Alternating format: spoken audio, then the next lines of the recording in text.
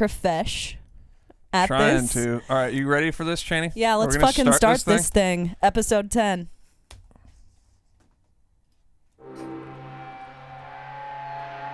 This is the KoperCrabb live podcast. Oh! We're live, baby. Oh, shit. Fuck Episode fucking 10. Let's take a shot, We're Ben. doing it live. Let's take a shot of this scotch. This is very handsome. Get some of that scotch, baby. It says on the label that it's progressive scotch. So, Does it really say that? We live in the Bay Area, so we're keeping it fucking Prague scotch, baby. We keep it progressive. All right, hold on. Not to backtrack here and fuck everything up, but where did you read the questions from? There was one question asking us to come to Brazil on the Entheos page. Okay. Was it a joke? I don't know. I'm sure that there are actually people who live in Brazil. I know, but that's like a running joke. Like, come to Brazil. I know. I can't tell anymore. Okay. All the jokes and the. Okay, Mike Caputo, what's up? You guys be drinking with us? Hell yeah, Caputo's drinking with us. See where. Shit. Just so you guys know, let's keep the when are you coming to so-and-so questions. We're going to come back. We're going to come to all of those fucking places that you guys are posting about. And trees in Dallas, I hope we come back soon, actually. Greetings from Honduras. Greets. All right. I can't, if I keep paying attention to this, I'm not going to be able to do the podcast. Yeah, I know. We both have our computers right in front of us. So we'll pay attention to questions and everything. Yeah. Anyways, Chaney, let's do that shot. Oh, this guy's really Brazilian, and he really wants to see us in Brazil. That's sick. So shout out to you, man. We're going to come to fucking Brazil, okay? I wonder if he does jiu-jitsu. I promise. Navene does Brazilian jiu-jitsu, so he's really getting ready to come. Yeah. Fly me on down there. All right, let's do this shot. We're going to take a shot of scotch. Here's the thing is, usually I am paying attention to other things, like doing the angles and the audio. But now with this live thing, it's like a whole nother layer of shit that I have to worry about. I know. It's like now there is another person in the room who's not like a guest who we're talking to. So awesome. Cheers, you guys. Thank you to those of you who have been watching the podcast, who support us, our music, everything. We love you guys. So cheers to you. Cheers, babe. Yeah. All right. 10 fucking episodes. I honestly didn't think we'd make it to the second one. So you didn't think that, huh? Not really. I didn't even think that there would be a first one. Yeah, it took us a while to get. Neither of us took the shot. Okay, yeah. I'm trying to get more full comfy disclosure, here. Neither of us really like scotch very much, but both of us love whiskey. Yeah. So people often mistake the love for whiskey for it's American whiskey. Or wait, what is it? Oh, here we go. Here's the chat that I'm seeing now. Yeah. Sorry. All right. God, I'm so stupid. Yeah, Dustin, I've been saying we need an assistant too. Navene loves being the Jamie and the Joe. No, I don't want to be. Nah. All right, let's take this fucking shot. All right. Cheers. Cheers.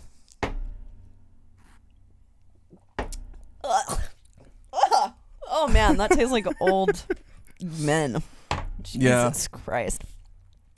Well, I think what the thing that you need to do is see in other parts of the world, whiskey usually is scotch. Right. Like when we did the European tour. Yeah. We put whiskey. Well, I mistakenly put whiskey on the rider for our European tour without saying what kind. Like, I didn't know that there was a difference between that everyone would just give us scotch. Right. So we had so much scotch on our European tour, and we were always like trying to bum alcohol off of the other bands. Yeah, like, hey, you want me this scotch? Shit, dude? We don't want it. It's gross. Cause yeah. Honestly, though, that's pretty good. That wasn't too bad. But dude, I was thinking about this yesterday. I was thinking, okay, next time we go to Europe, put bourbon. Bourbon, that's what it is. Bourbon on the freaking rider. dude. So bourbon includes like the Jamesons. Jameson is my favorite. No, Jameson's not. Oh, Irish whiskey is what I like. So we could put that.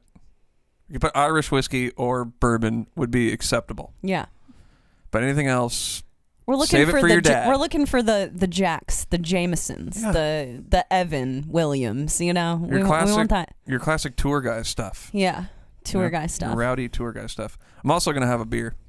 I have so many drinks in front of me right now. I have a wine with CBD in it, and I have a kombucha, and I'm just like, I really like just like acquiring drinks and never really drinking all of it. Chaney drinks things. Yeah. Do you remember that? Yeah, I used to have a hashtag. Yeah. Evan always make fun of me on tour because I'll get a Starbucks coffee at the beginning of the day. And Navene just spilled beer all over himself. I'll get a Starbucks coffee at the beginning of the day and I will drink that shit all day long. Like just take sips of it all day. So biodegradable coffee cups don't really work for me. No. Because they'll like leak everywhere. I've also had a thing, like, I don't know why, since I was a kid, I would always try to drink and eat my food like as fast as possible. And I know that's not the best thing to do, but I don't know what it is. It's just, that's what I do. I go for it. Like people sometimes ask me if they eat lunch with me if I've been in the military. Yeah. Because I eat so fast. A lot of my friends when we started dating thought that you were in the military. Because I was on tour. And you were chatting with me on Skype. That's why. Yeah, because you're muscular and I don't know. Oh, that's not, I didn't think of that. Someone just said that we sound totally ADD. Yes, correct. Duh. Yeah, we sound ADD. I think we were kind of scrambled. Because we were scrambling a little bit at the beginning. Well, usually we have a minute. Okay, hold on a second. Let me address this guy. Usually we have a second to hone in. We can get everything set up. We chill for a minute. I take a breather, and then I get the episode going, right? Yeah. But today it was like we were actually about to do the episode, and then I said, let's figure out how to do it live, right? So we're on freaking YouTube. I'm looking up all these tutorials on how to get the sound to work, and I had to create a new mix. And anyway, boring stuff. But Chaney said that we were going to be live at 7:30, so we were like, we got to fucking just start it, man. Yeah. So yeah, I was ADD. I was a little nervous. I had a little bit of butterflies until now. I'm a little bit more relaxed. I am ADD. Who fucking cares? I'm sorry. Yeah. I think no. musicians are pretty ADD. I mean, yeah, I'm pretty or wait, I guess you didn't attach the HD, but I'm sure that the HD is there for me, so. Oh damn, my sister's in here. What up? Anyway, I should probably act like it's a podcast and not address people. I know. Huh? Well, we're acting like it's a live video, so we're just talking to it. So, hey guys, we have like 5 different windows going on with questions. Whatever, it's the first live episode. I don't care if it's good or not. I'm having fun, so that's all that really matters. But anyway, yeah, we wanted to do a live episode. 10th episode. Can't really believe it. We've had a lot of fun doing this. If you guys have missed the last 9 episodes, we have had some awesome guests. We had our boy Rob Miramonte, who's in the Zenith Passage, and Muldrotha. That's his baby, Muldrotha. And we also had Andrew Baird from Fallujah, who's the drummer of Muldrotha as well. That was an awesome episode. So go and check that shit out at the link that we put. Can definitely check that all out if you haven't already done so. But yeah, so usually we take some questions and that sort of sparks up a conversation between me and Chaney. So let's dig into some of these. What do you say, Chaney? Yeah, let's do it. I don't think it's good when you're... Oh, sorry. I'm trying to get the questions open. Yeah, sorry. I'm not trying to tune out. I'm just kind of trying to get used to this a little bit. Yeah, see, I'm not used to someone doing something, right? Because I'm usually the one who's doing stuff. Yeah. I'm not used to it. Wow, 44 comments. You guys work quickly, and for some reason I can't even see all of your comments. So if you... I think I might be able to see them over here on my little situation. Really? Anyway, let's get into some of these questions, Chaney. Let's not keep them waiting. Oh, here we go. Okay, there you want to start? Where do you want to ask a question from the paper? Or you want to shoot one off of the... Let's do live. I mean, it's a live show. Let's fucking do it live.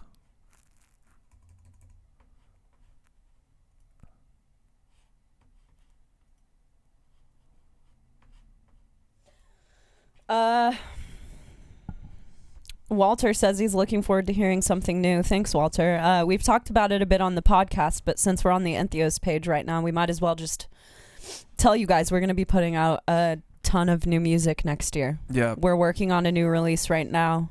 Definitely. It's not something we're trying to keep secret. We're not going to tell you all of the details of it or anything like that, but we are putting out music next year. Yep, and it's going to be pretty cool. It's I don't know how much Chaney wants me to expose. Probably not that much. Yeah. I know what you're gonna... it's going to be a cool release. It's going to be really cool. We're excited about it. It's also different than anything that we've put out before. Definitely. Which is something that I'm stoked about. And that's, on an artistic level, from the imagery to the music. And it's still very much us because... anything we write is going to be us, but...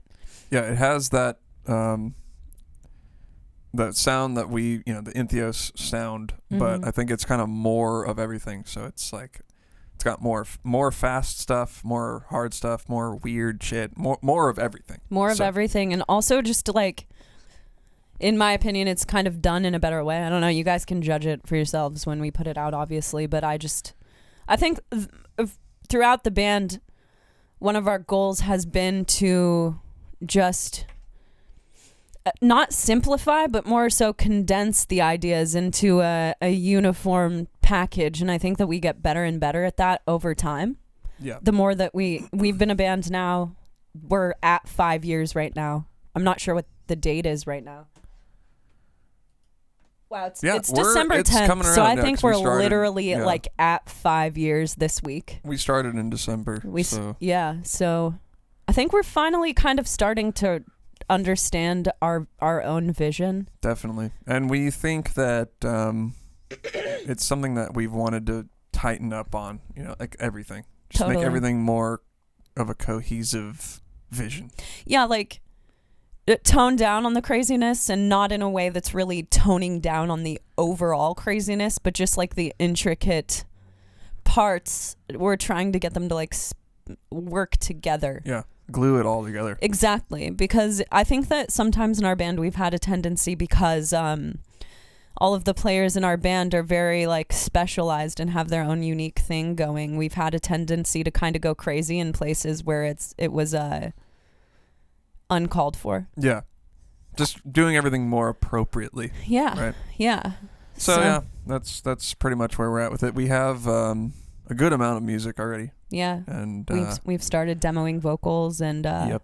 We said on the last episode that we had been working on the vocals a little bit. I was actually literally recording some riffs right before we started. Check it out. So I got my guitar right here. Yeah. Get some. And then Chaney was like, we got to do this podcast. Put that fucking thing down. Yeah. Okay. A track where Chaney writes the drums and Navene does vocals. That's funny. He must have seen your Instagram post. Yeah, you must have seen my Instagram post about playing drums, because I love playing drums. Full disclosure, though, we all kind of have input on every instrument. Not that we're writing each other's shit, but everyone's kind of combing it over. So we all have we have we all like help write everything, if you more or less.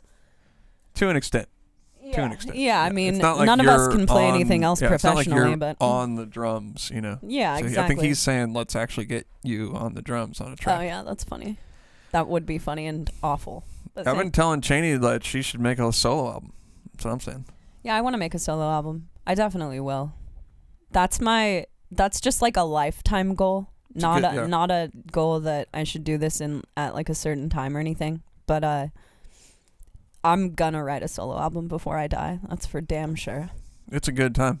I recommend it. Yeah, so Al asked a question, and yeah, we are taking questions. So if you guys want to keep join the conversation. Yeah. So Al said, I mean, if y'all are taking questions and all that, I've got a good one. I love to ask all kinds of music people, what kind of music did you guys grow up listening to? And your top 3 bands, past or present, you dig or can't live without. Ooh. Well, top 3 bands, that's really hard, but I'm putting Air in that. I know this podcast is like, we love Air, the podcast. Yeah.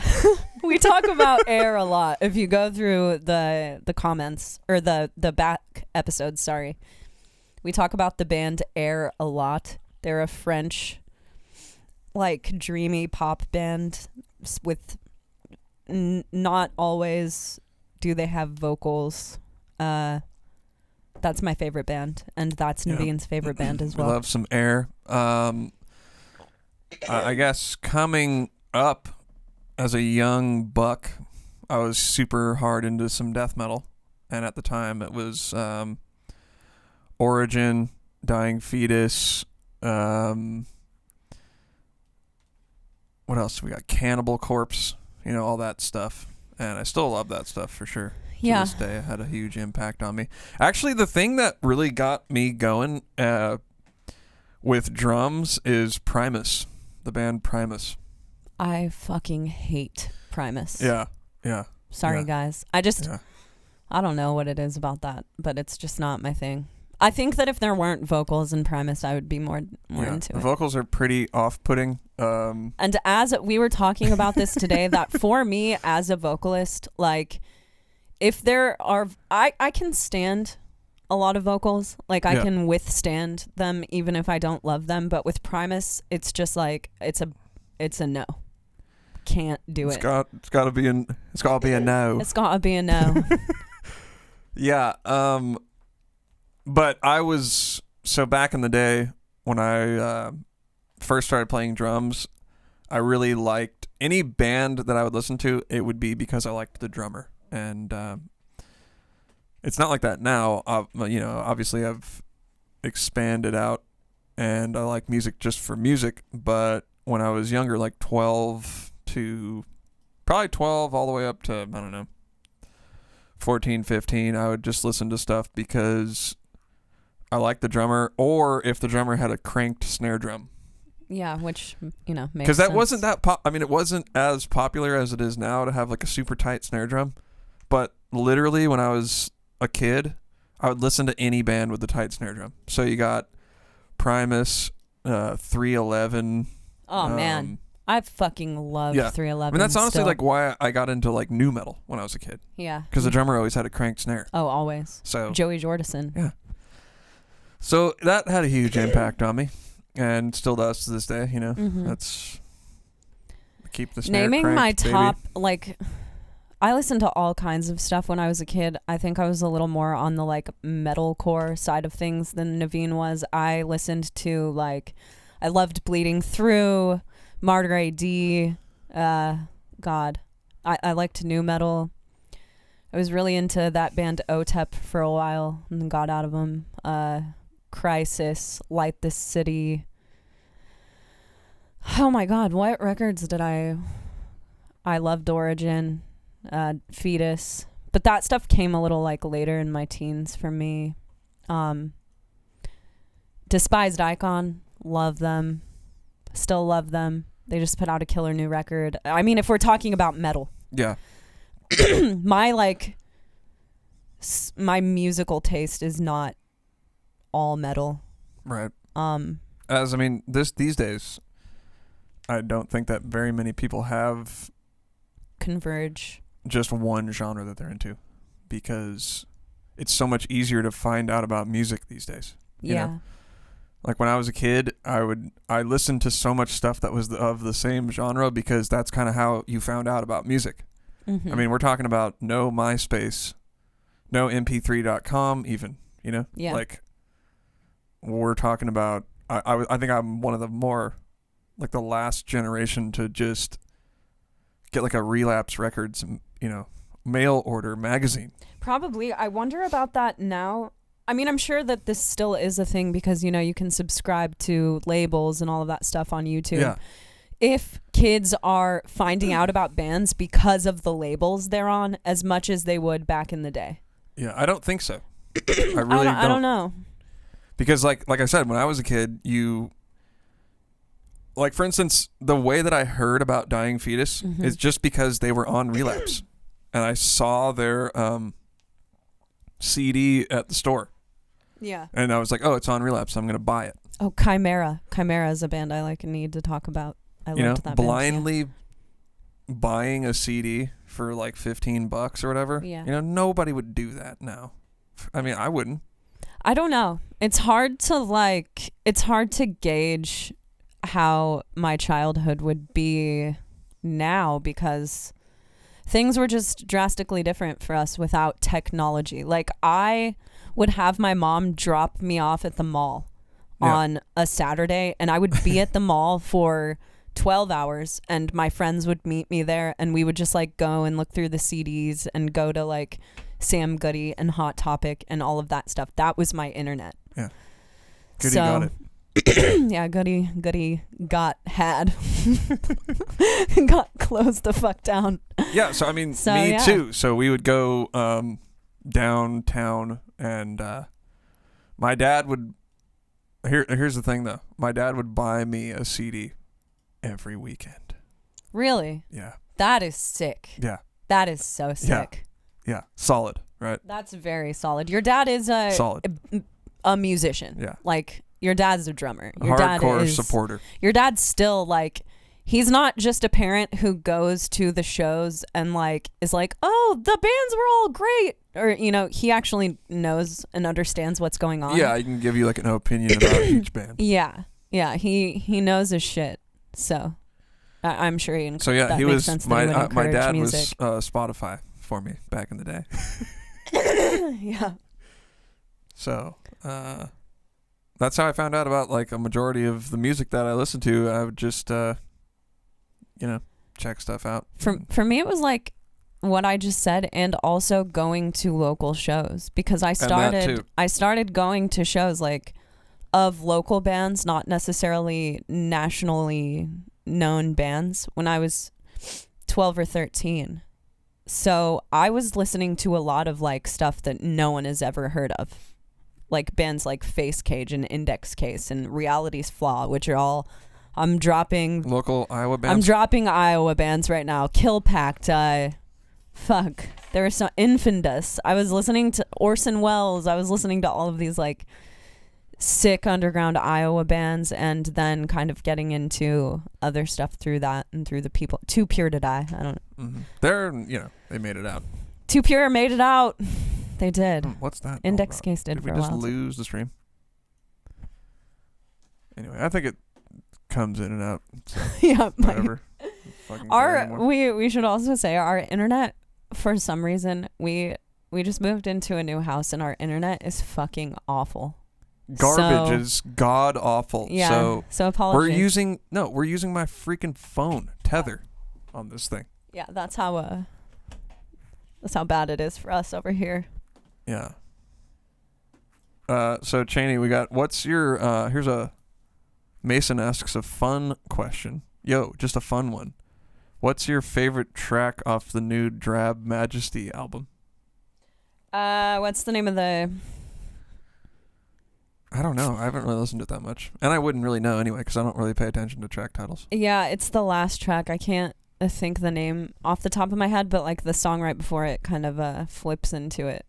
That's my favorite. But in all honesty, this is not my favorite Drab Majesty album.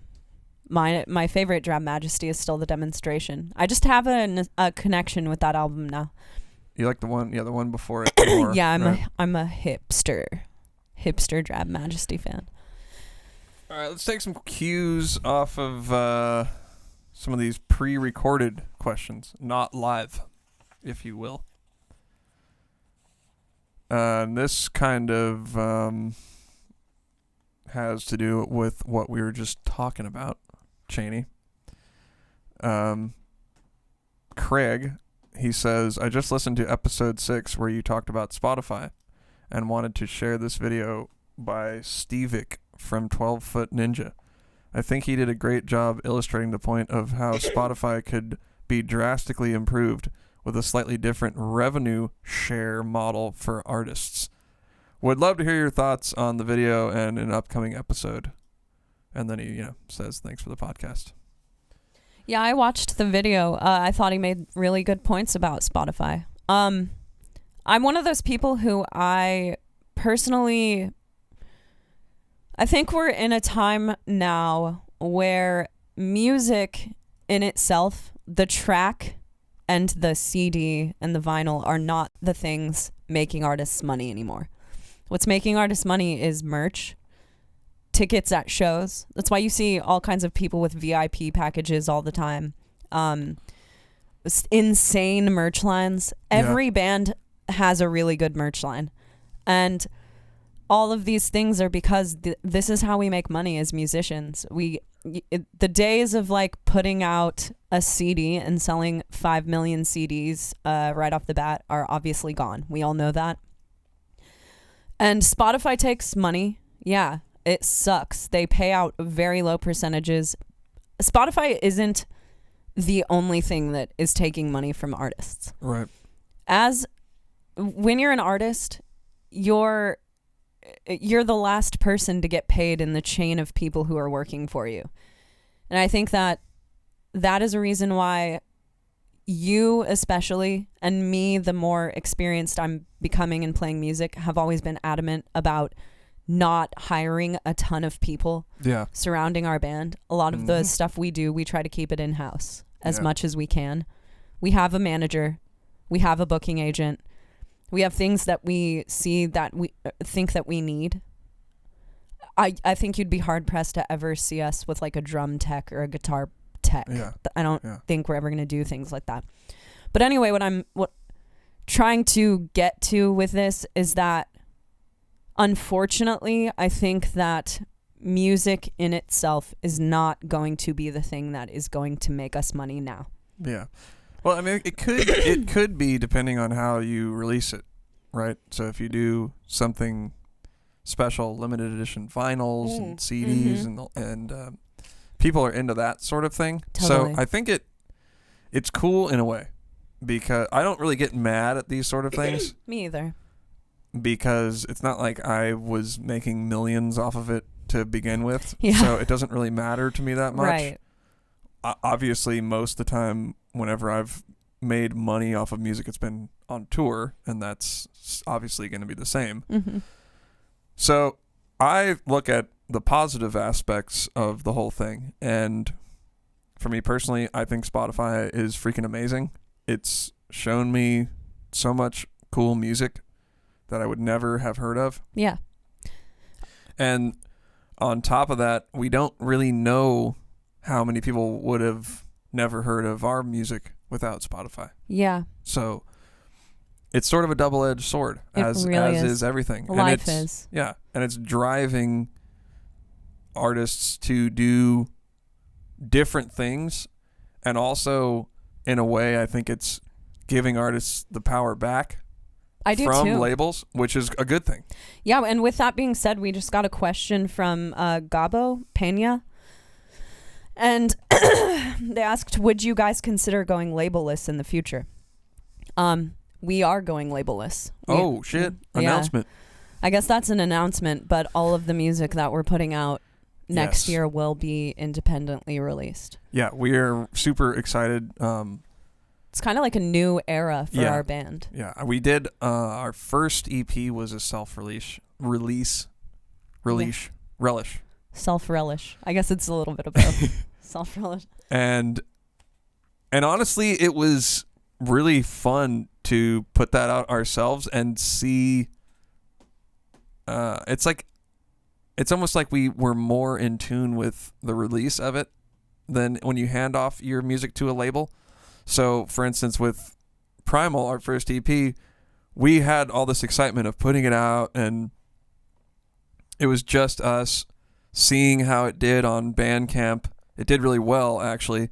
Number one on all of Bandcamp. Yeah, that was like, it blew our mind. And I'm actually really, really excited to do that again.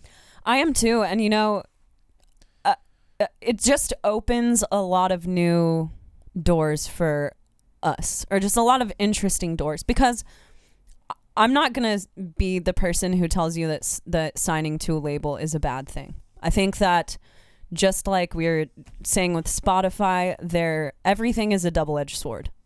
Everything. Yep. There are positives and negatives to every thing that you can choose to do in life. And just the thought with going labelless is we can, they're kind of, there's kind of a box that you have to stay within when you're on a label. Yeah.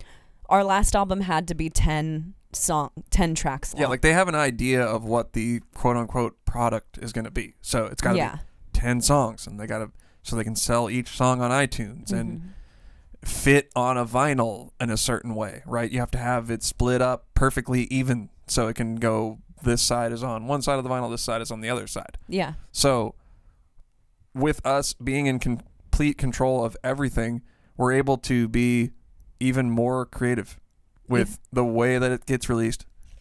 If we want to make something that's not 10 tracks, and maybe it's just a weird collection of songs, and we can be more free form with all the stuff, right?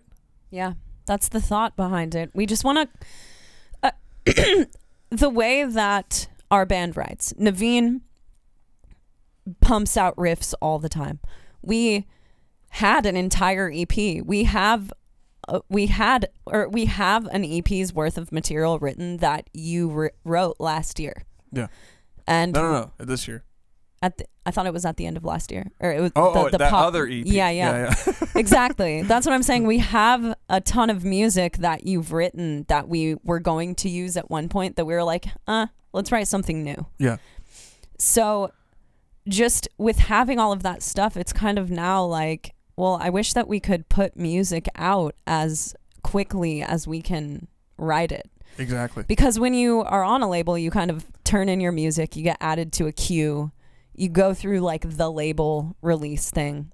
And they have keep in mind, they have a bunch of other artists that they have to pay attention to. They have other artists. You're getting promoted for like a week if you're lucky. Right. And then it's kind of on to the next thing. And that's just the nature of a label. Exactly. It's nothing bad, nothing against that model, but we just kind of want to try our own thing. Yeah, and especially if you're motivated to do that other side of things. I mean, a lot of people aren't. Totally. A lot of people don't want to deal with getting it distributed and planning getting the vinyl and the CDs and all, doing all that stuff. It's a pain in the ass. Don't want to do it. I mean, a lot of people don't even want to sell their own merch. I have been personally selling or like handling Entheos' online merch store for a few years, and I always say to other people to do that as well, because we've made arguably more money because I've been handling our merch store and I'm only thinking about our merch. I'm not thinking about other people's merch, which kind of happens when you get your stuff on a merch store, like a more well-known merch store. Right. And even if I talk to people about that, a lot of people don't even want to do that. And I get that. That's just kind of the type of person that I am. I like to be in control of that type of stuff. And I understand why other people wouldn't. It's not for everyone. But because we kind of handle all of this stuff in-house anyway, we're just kind of figuring why not? We might as well. We have the chance to release something off of a label, which we didn't know if we would have for a while. So we're going to do it. Exactly. And I think also if you're a band that's starting out, like when we were a few years ago, we really needed that help in the beginning and that boost that a label can provide. Oh, yeah. So, yeah, it has, it cuts both ways, and there's pros and cons to everything, literally. You got to figure out what is going to work best for what you want to do in your vision. Mm-hmm. Yeah, that's pretty much what it comes down to with all of this stuff. You can ask someone else questions and for their input endlessly. Really, you kind of... I feel like everyone kind of has an answer in their heart. They know where they should go with things. And you just kind of have to follow your heart. Else say it. Yeah. Oh, yeah. Here's another good question here. It's from Andrew. And Andrew asks, where do you draw the line between influence and plagiarism? Do you ever find yourself writing a riff or melody and later realize that it sounds a lot like a riff or melody from some other band? What do you do in this case? And that would be, I guess, more of a question that I would answer. But I don't really have that problem. Not to sound like a jerk who's full of myself, but sometimes I think the way that I kind of, I'll say to Chaney maybe like, hey, I just totally ripped off such and such. Mm-hmm. And in my mind, it'll be like that. But when somebody else hears it, they don't even think of it like that at all. Yeah. And I think that's where you want to be. So you're taking the influence, but when it crosses the line is when someone else hears it and they're just like, oh, that's that riff from that one band, right? And you hear it. And that's something that it definitely bothers me. It definitely irks me out because I feel like in metal, it's so easy to just be a little bit different and just to make it sound. I think it's appreciated in metal to have your own voice and to stray from what other people are doing and to incorporate lots of different styles into your music. So I just think that comes from listening to a lot of different types of stuff, right? Like if you only listen to death metal, you're going to sound a lot like those death metal bands that you listen to. But if you listen to a crap load of death metal and then you're listening to jazz and fucking, I don't know, whatever, electronic music and stuff with harmonically a little bit different, when you incorporate that into the death metal, now we're on to something really sick. And I really would encourage people to go that route because I think that what's really cool is that in metal, people want to hear that. Yeah. They want to hear something that's a little bit different. And that's the thing that irks me out when people are super cookie cutter and sound exactly like some other band. Yeah, which happens a lot. And another thing is like the band that you might be copying or trying to sound exactly like, they already did it. They're already doing that. So do your thing. I've noticed too, a lot of the time bands will start out sounding really unique. And then you start going on tour with bands and you maybe see how other bands are received and things like that. And they start almost sounding a little more generic over time. Mm-hmm. When in reality, people just loved their band because they were so unique. And it's... Yeah, and it's a hard thing to maintain. Like I get it, for sure. Like I think I'm sure people could criticize me about, my music and stuff and the way the different directions that I've gone in and what my motives are for going in those directions. Mm-hmm. Like for instance, I made, Flesh Rot in 2010. That's like the craziest thing that I've ever made. Can I ask you a question? Someone asked about Flesh Rot. Can I stick that in? Sure. Someone said, stick it in. Just a second. Also, before I say this, I want to say, Al Bandville, I'm not sure what you meant by the Bandcamp questions or the definition of Bandcamp, so if you can rewrite that and then we'll answer it. Mark said, Navene, how did Flesh Rot come to be, and will there be another album in the future? It was really just I'd always played guitar, and I played I like to write a lot of music. That's kind of my main thing, believe it or not. I like doing that Even more than playing drums. I know that sounds crazy, but I spend more time writing songs and riffs than I do playing drums. So I really just wanted to play guitar on an album and spend more time on it than I had previously spent on other music that I had worked on at that time. So just getting really, really in the weeds, so to speak, with all the riffs and stuff. And that's why there's 5 bajillion riffs on the album, and it's so crazy. And then another thing was I got into audio production, and I really wanted to make something that I started from the ground up, and it was basically just me. And then, of course, Johnny came in a little bit later to do vocals.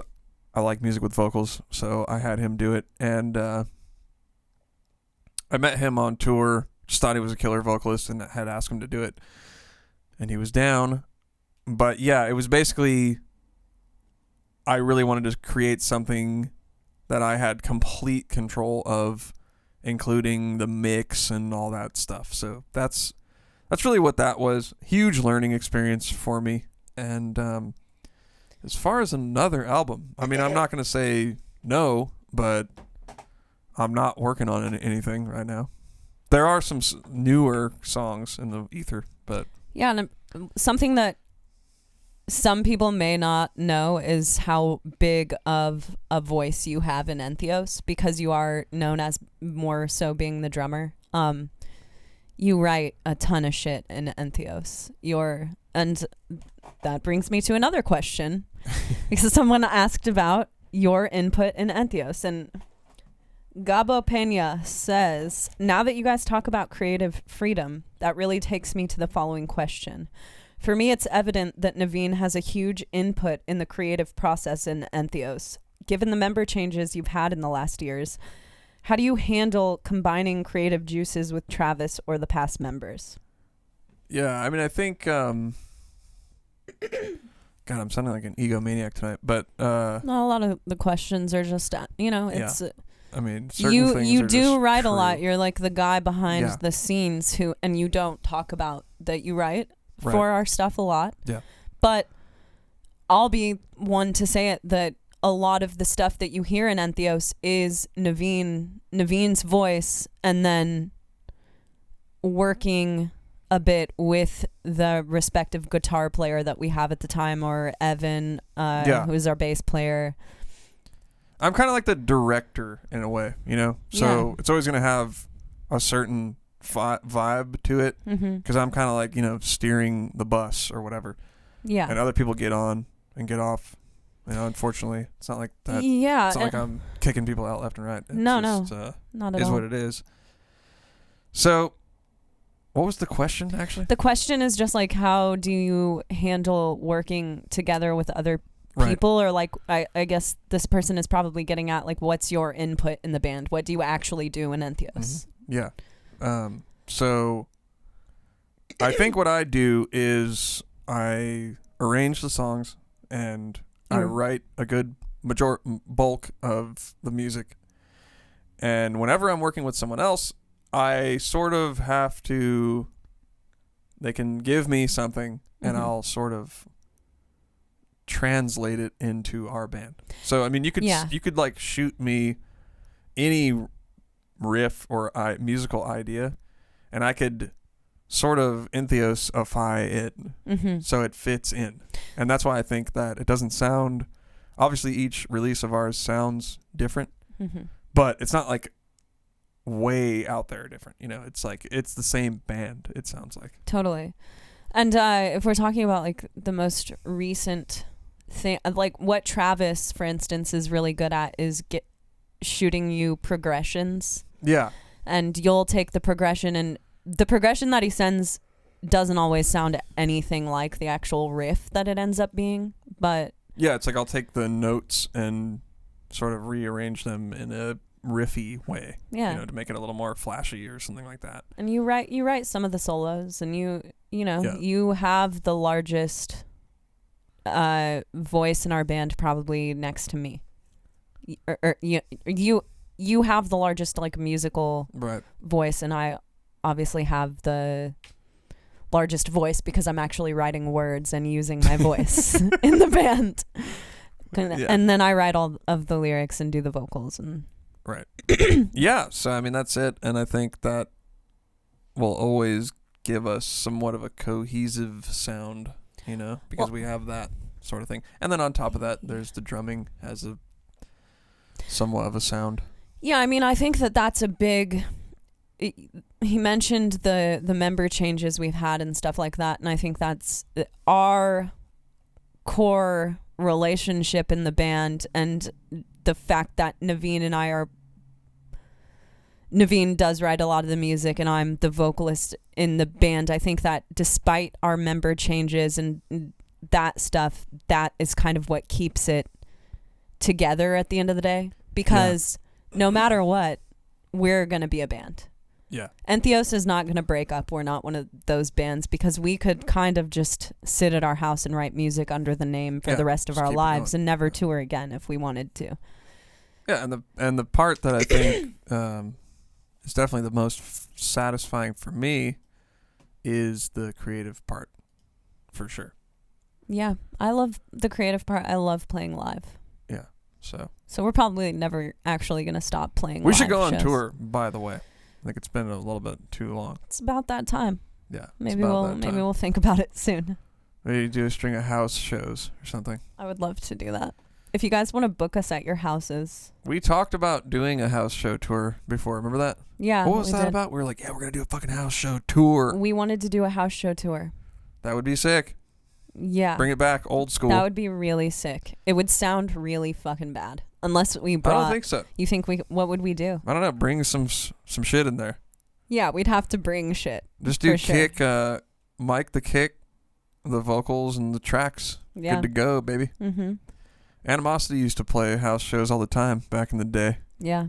Like if we were going out to tour, like when we went out to do that Unearth tour with Bleeding Through. Yeah. So we were going on a really big tour, playing House of Blues and stuff. We did a house show on the way out to that. Oh yeah. Was it sick? It was sick. Cool. It was super good. I mean, it was a house show. Didn't get shut down, so I think it was in like Nebraska or something. That would probably be really fun. The last house show I played was in Iowa. Back in the day. Iowa. Yeah, I remember it still, actually. It was... all house shows just pop off. Dude, I've never played a shitty house show. Yeah. Because a house show can have 5 people at it and still be sick as fuck. I mean, it can have no one at it. Yeah. It can just be a practice. Yeah, because the room is like... Damn, now that I'm thinking about it, I'm just thinking of all these crazy house shows that Animosity played. Mm-hmm. We played in Birmingham, Alabama. We played a house show. I can't remember whose house it was, but I remember we were there for like 3 days or something. Like we had a bunch of time off for some reason. Was it just like a spur of the moment thing? I don't know. I'm not sure. It wasn't. Your memory is pretty bad when it comes to this is like stuff. Fucking 15 years ago. I mean, you've played like... I wonder how many shows you have played. Me too. I wonder how many shows I've played, but I know you've played a lot more. I don't know. Maybe like 1,000? It's got to be up there. It's got to be up there, yeah. That'd be sick. I've seen a video of a house show that you guys played in New York. Actually, we were watching that together. Damn. There you go. Dude, there you go. And you guys looked so young and so cute. Yeah, we were. I don't know if Evan was in the band. No, it was Dan Kenny. Yeah. Yeah, that was, let me think of... See, because a lot of the times, if some shenanigans happened at the show, someone there, like if someone got into a fight and it got shut down, a fan would just be like, I got a house, dude. You guys can come play. Oh, that used to happen all the time. Yeah, so we played a string of shows. Come play in my driveway, dude. Exactly. I've done that. And I remember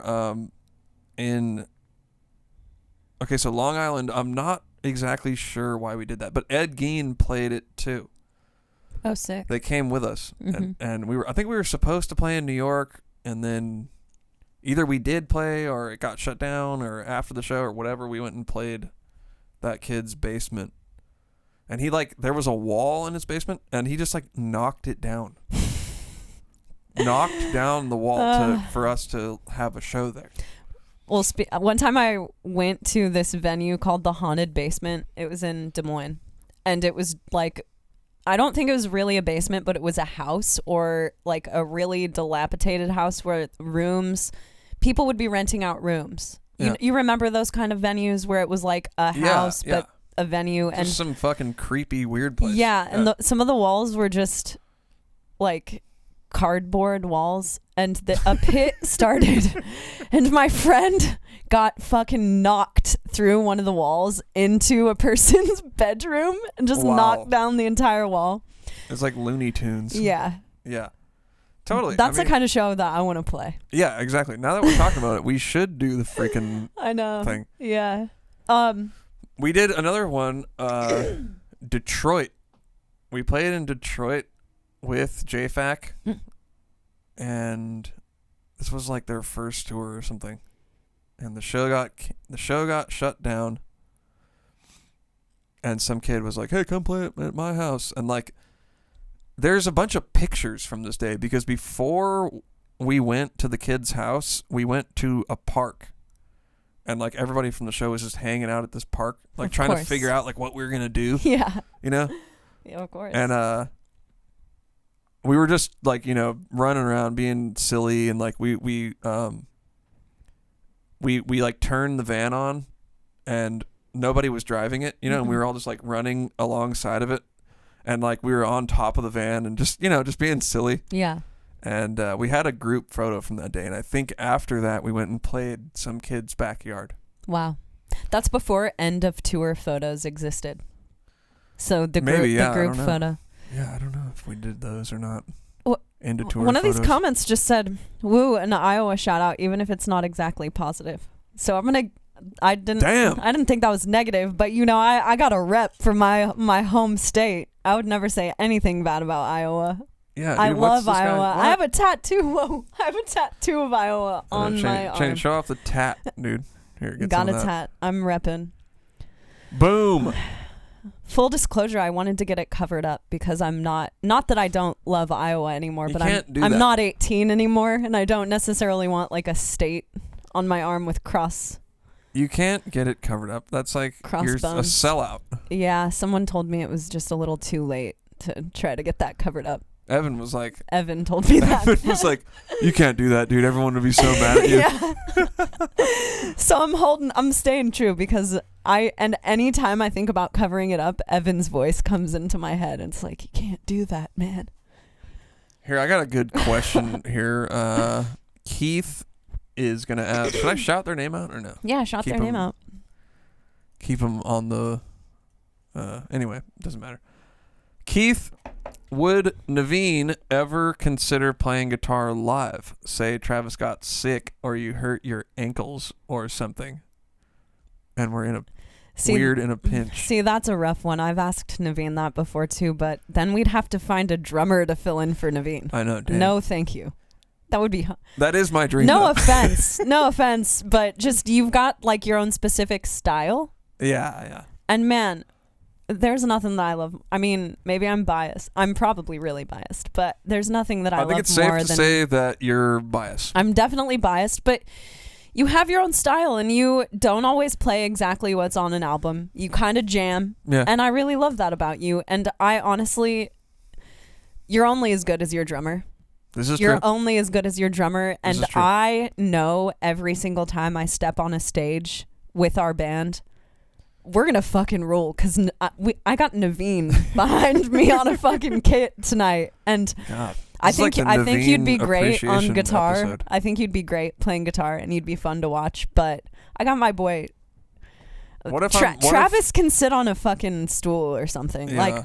T is on guitar. That's our guitar player. Yeah, I agree. It is my dream to one day play guitar, but he does jump around in the mirror and play. Do it. I did do guitar live because I did my solo thing where I played guitar and drums.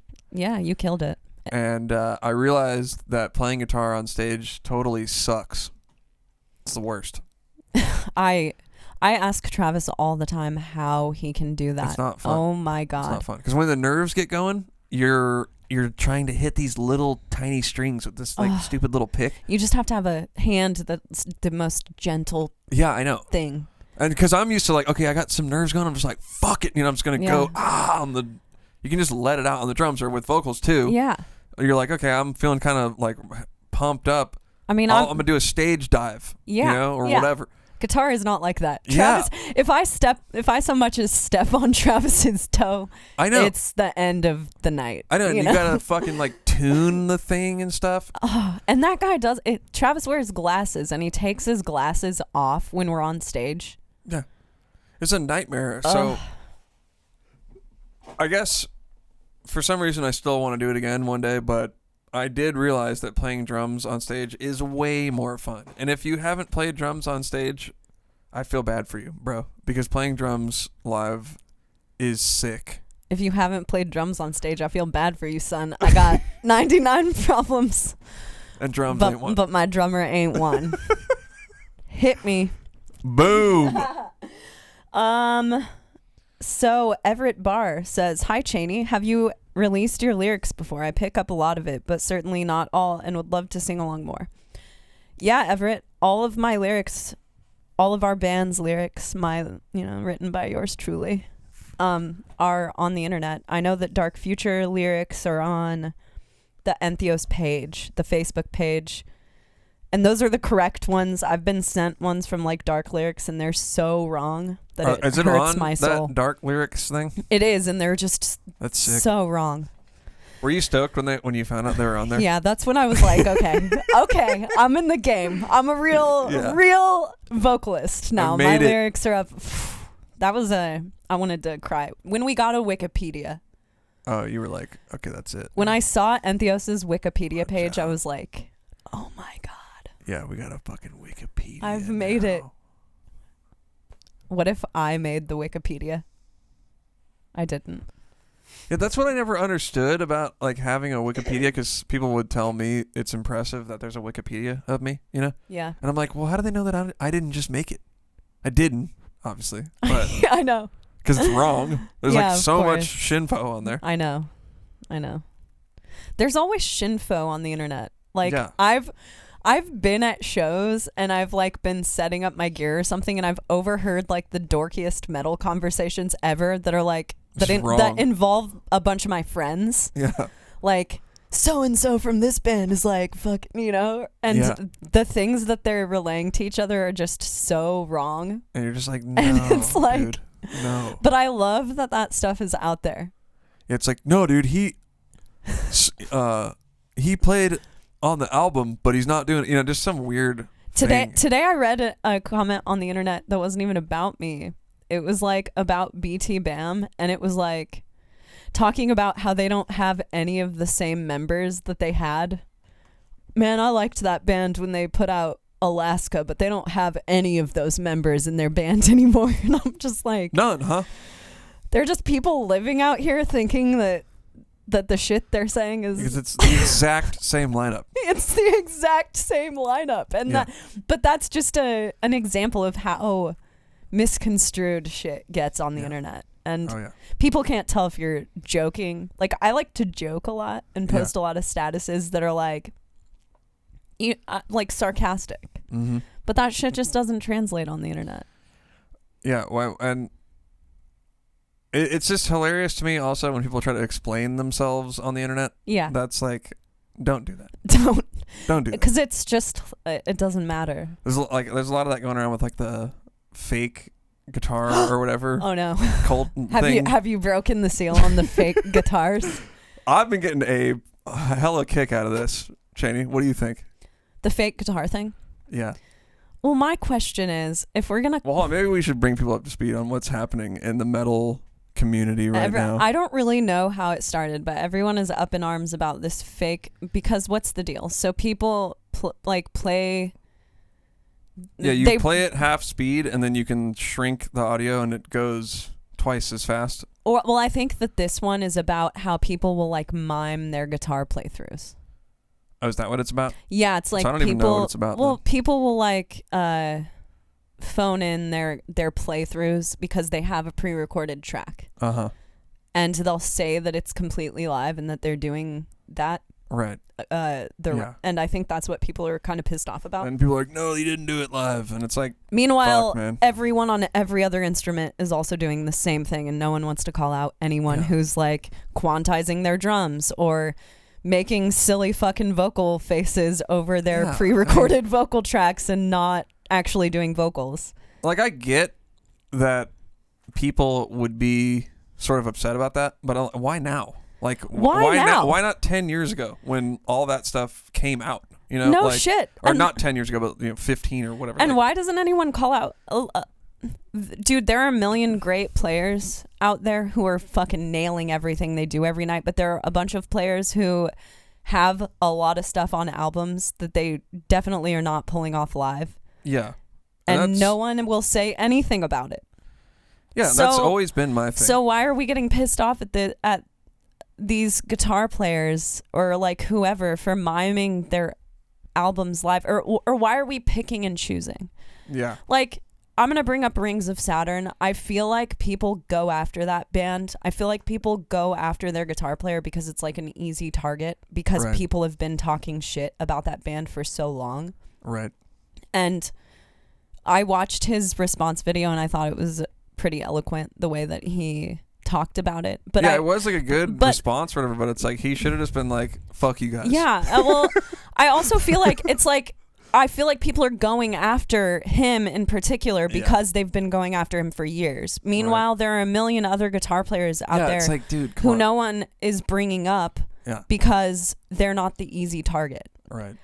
And it's like, if we're gonna go after one person, then we should go after everyone, or else otherwise shut the fuck up about it.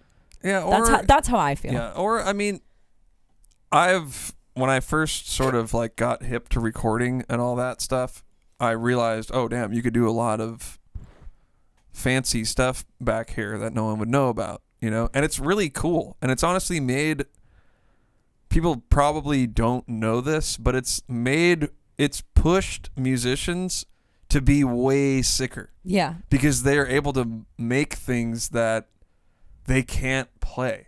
And then they have to learn how to play that. Mm-hmm. You know, and this is the thing that you're going to get with that. You're going to get like people going too far with it, and it's everything they ever do is the edited version. Yeah. But I mean, I think the whole thing's just amusing. Obviously, I don't care, and it's like I don't care either at all. Anybody who plays metal and records metal, there's going to be editing. Yeah, there is editing and playing metal. What it is. Yeah. And most you can argue the ethics of that all day. That's fine. And I'm sorry to interrupt you, Navene, but a lot of these playthroughs that people are putting out are actually just music videos. Yeah. That's many of them. And I personally don't go into watching a playthrough anymore and assume that that's exactly what's happening live. Well, I can tell. I understand we're musicians and we're very hip to this, and I think that people's issue is that the people who are doing this, who are saying that they can play all of that stuff perfectly, are like putting a false hope into people, or like killing their dreams because they're people are like, I can never be that good. How am I going to achieve being that good on guitar? It's kind of like the steroids in sports, right? Yeah. But I don't know. Like I said, I think it's funny, and I guess it is kind of, if you were to do that live and literally not be playing live at all, that kind of sucks. Well, that sucks. But I don't think that's what is happening. If we were talking like people out there Ashley Simpsoning it and not playing their guitar, like their guitars are muted. Milli and Vanilli. They're just Milli Vanilli. Yeah, it's not good. That would totally fucking suck. Yeah. But I don't think that's what's happening. I don't think that's happening at all. Yeah. No. And I mean I know that's not happening because I know all the bands and I know what they do live. Yeah. But I mean, obviously, it's up to you. Do whatever you want. And I've always thought this when the editing became more popular because, like, in Animosity and stuff, I was, like, more militant, right? Mm-hmm. I was more militant than any of these people online because I actually lived it. I was like, the drums aren't edited. You know? Like, if you listen to Animosity, you're listening to zero, maybe like one edit here and there. Like, oh, we got to move this one bass drum hit. Because I was obsessed with, like, keeping it super real and raw and everything. So I get it, you know? Trust me. There still is, like, people still do think like that, the raw thing. And sometimes I'm wondering... The ends are not justifying the means.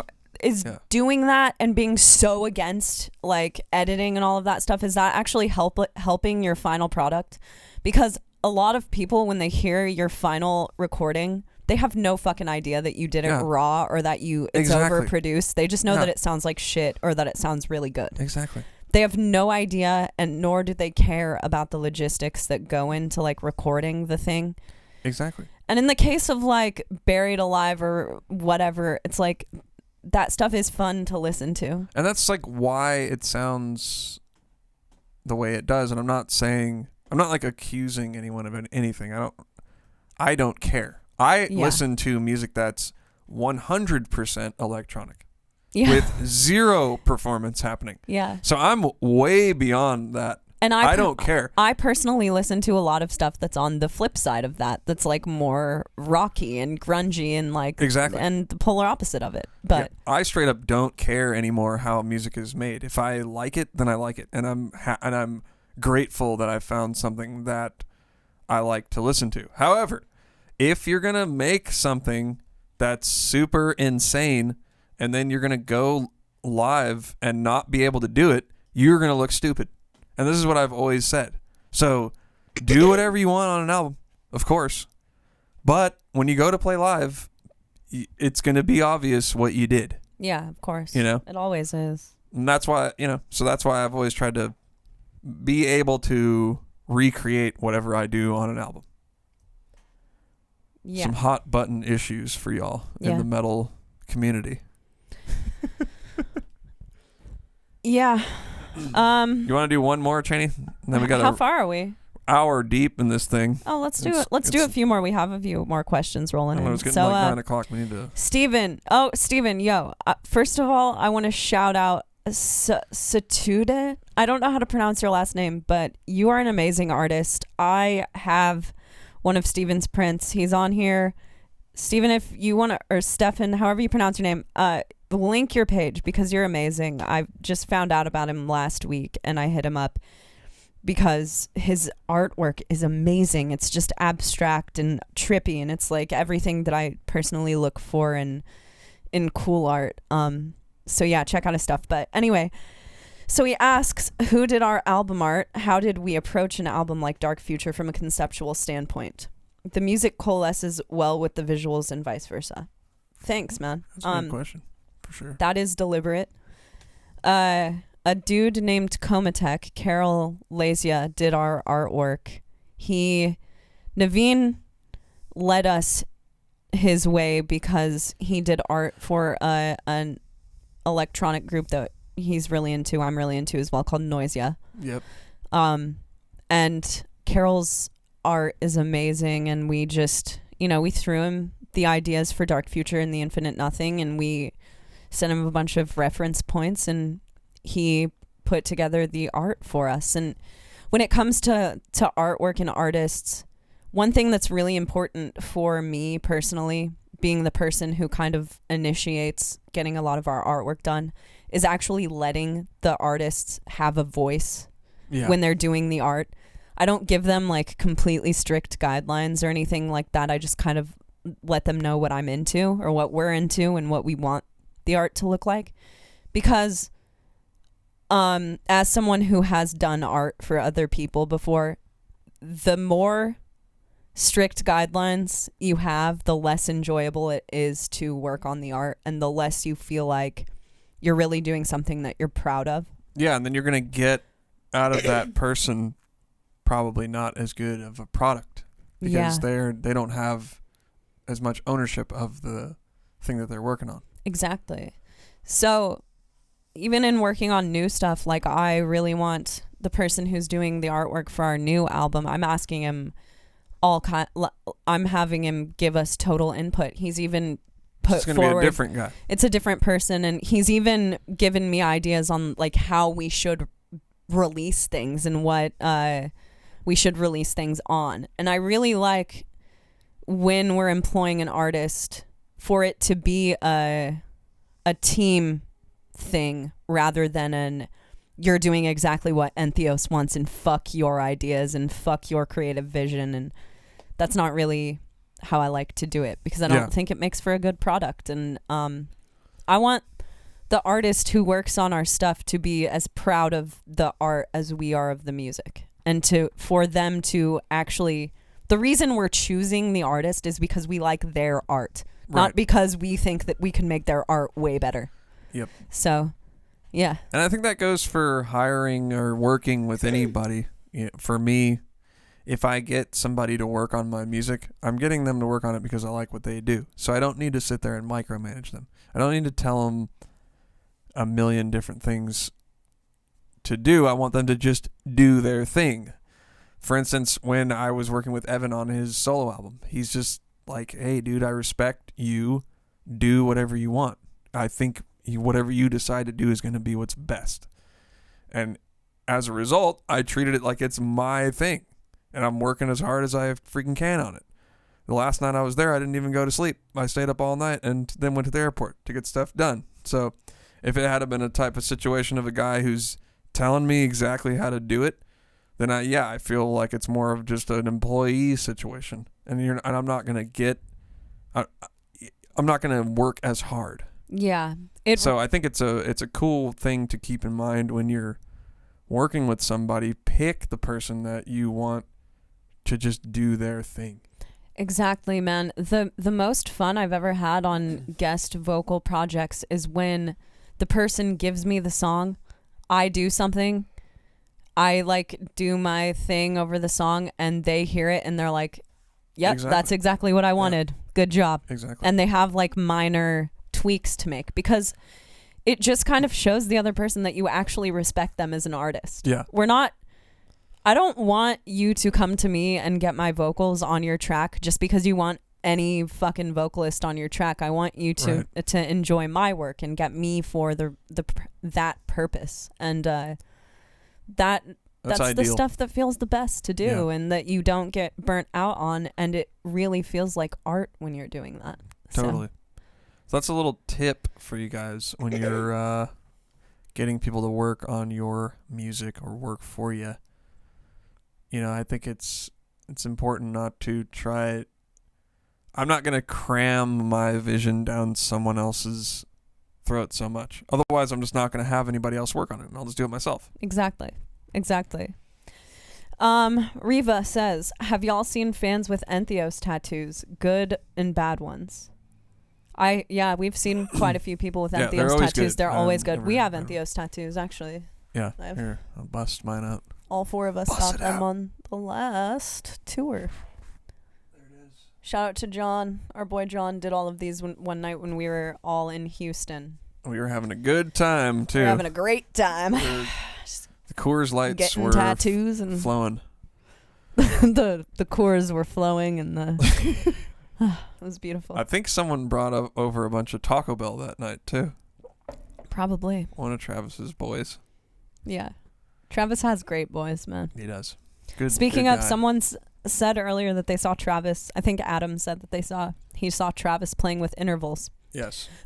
He is on tour with Intervals. Yeah, our boy Travis, our guitar slinging Southern boy, has been on tour with Intervals for, I think he actually is playing Houston tonight. Damn.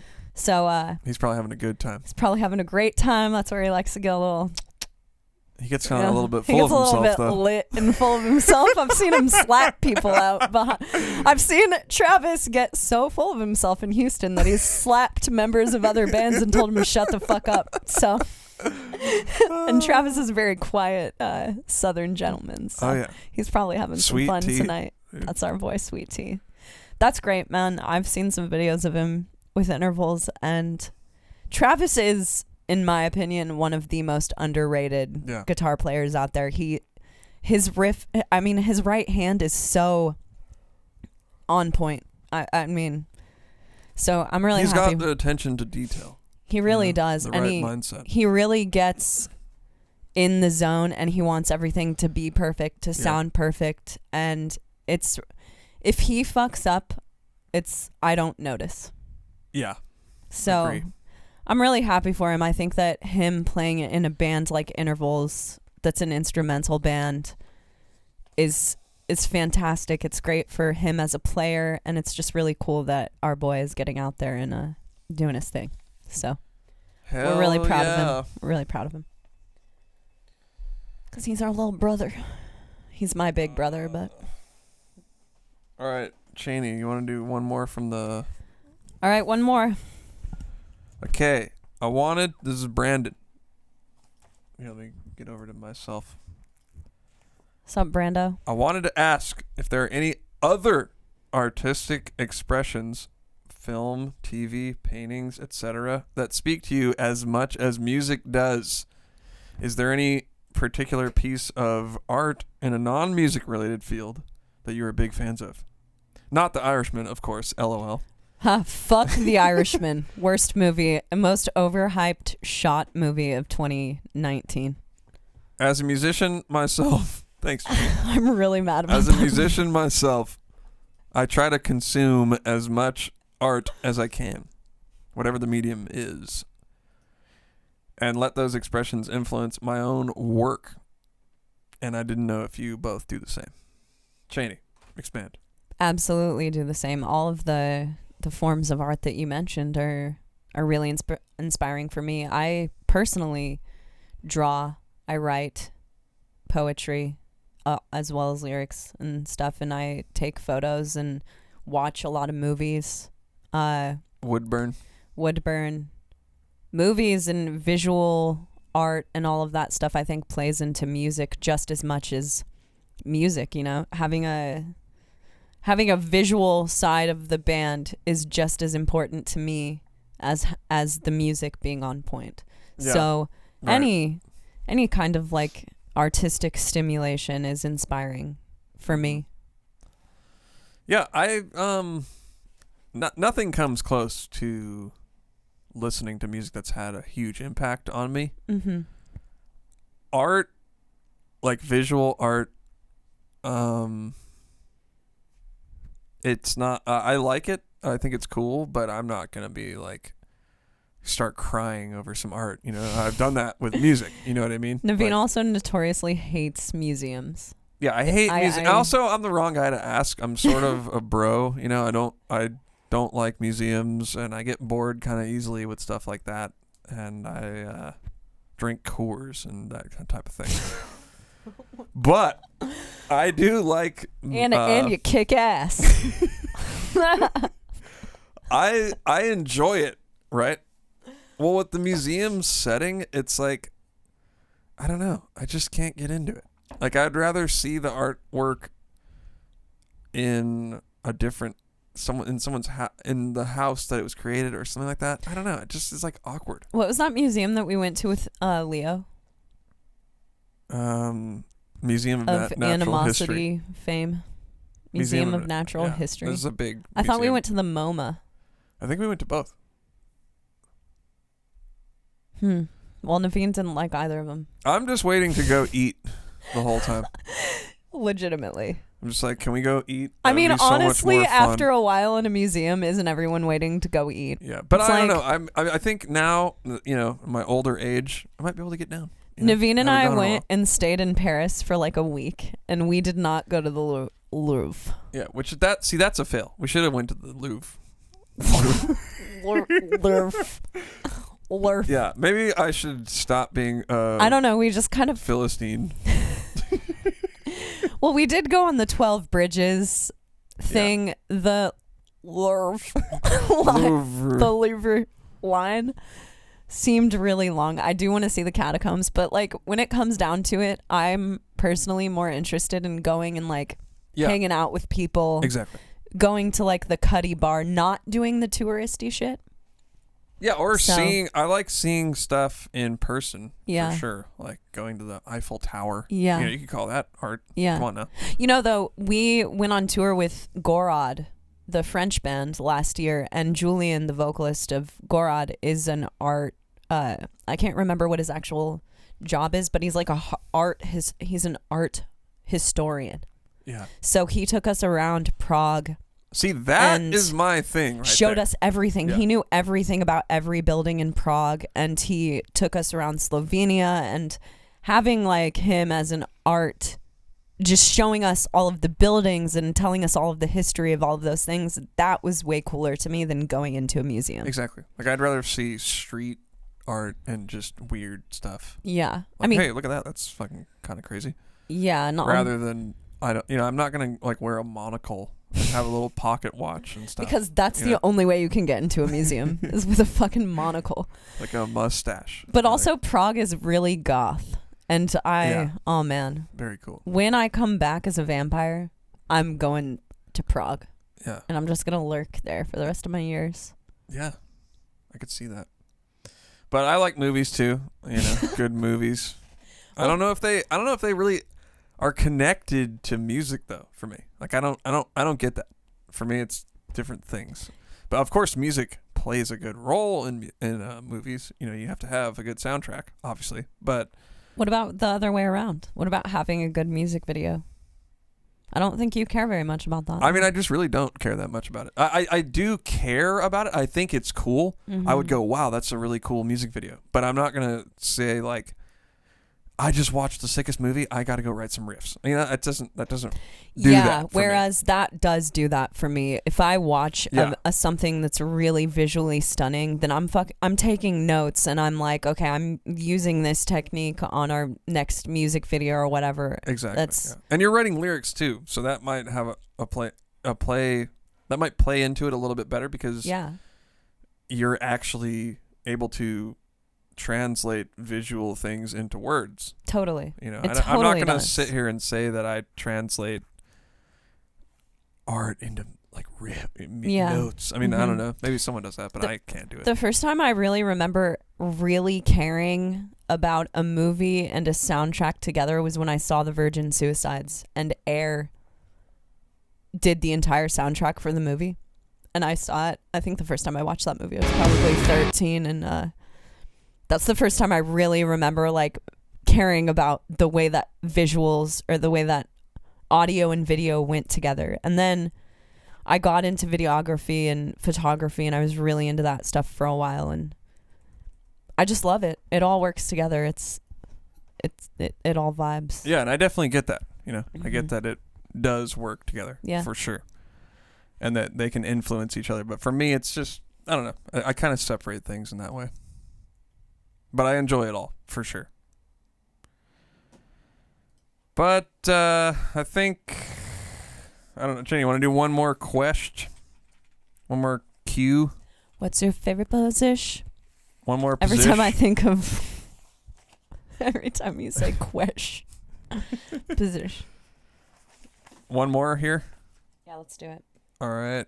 Let's freaking you got one? Do it. You got one on there from the, whatever that's called? Yeah. Okay, Junior. Junior says, hey guys, first off, I want to say I really love the podcast. It's been super inspiring at a time where I really needed a big push to get back on it in terms of music and practice. I look forward to it every week. That's fucking awesome, Junior. Really awesome.